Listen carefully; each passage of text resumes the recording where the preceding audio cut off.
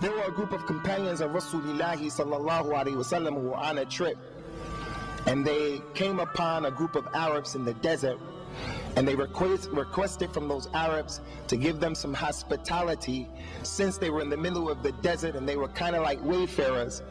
Because those Arabs weren't Muslims and they had enmity towards the Muslims, they refused to give them any hospitality.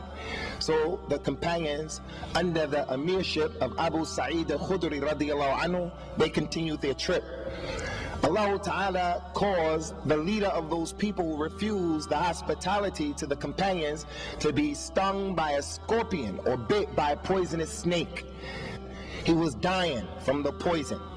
So the people said amongst themselves, why don't you go and ask those people who came from Medina, radiyallahu anhum, do they have any local medicines that we can give to the leader? So they went to the companions and they asked them, do they have anything? The companions in this situation, they had the upper hand. They could have made it personal. They could have said to the people, no, you remember what you did? You guys refused us hospitality, so we're not doing anything for you. But that wasn't the way of the companions, and that's not the way of the Muslims.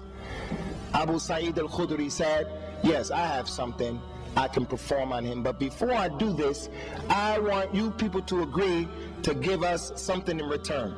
Give us 30 sheep, a sheep for each man in our group. Those people agreed.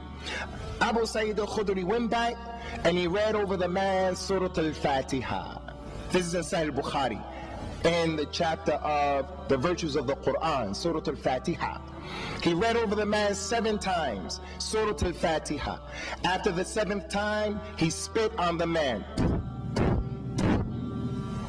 Because after the person reads Surah al-Fatiha or any aspect of the Quran, the spittle that comes out of his mouth after that has barakah on it.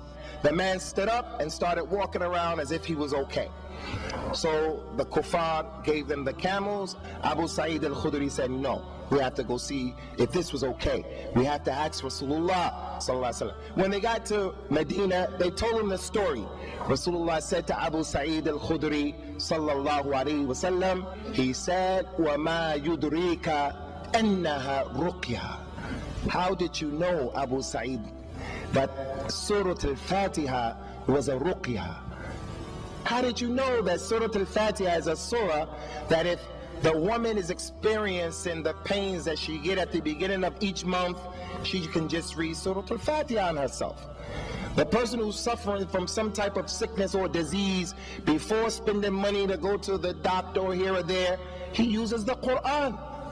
But because of the weak iman, we don't think about that. We think about the monetary ways of curing ourselves. And Allah has mentioned in the Quran, وَنُنَزِّلُ مِنَ الْقُرْآنِ مَا هُوَ شِفَاءٌ وَرَحْمَةٌ لِلْمُؤْمِنِينَ.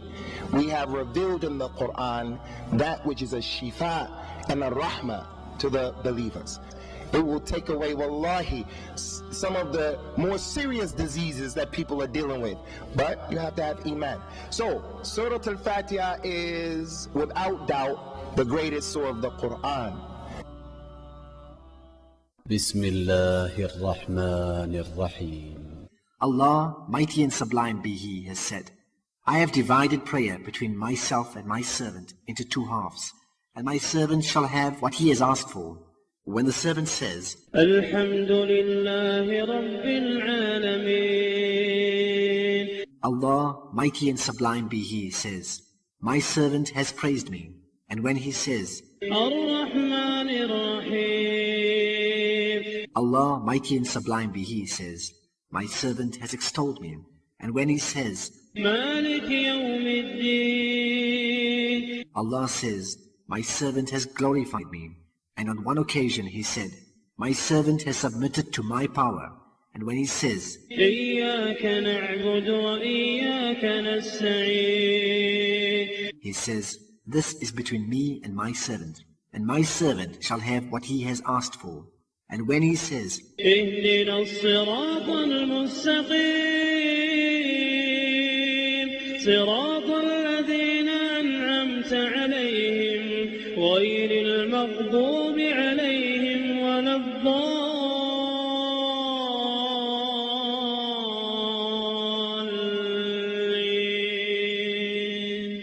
he says, This is for my servant, and my servant shall have what he has asked for.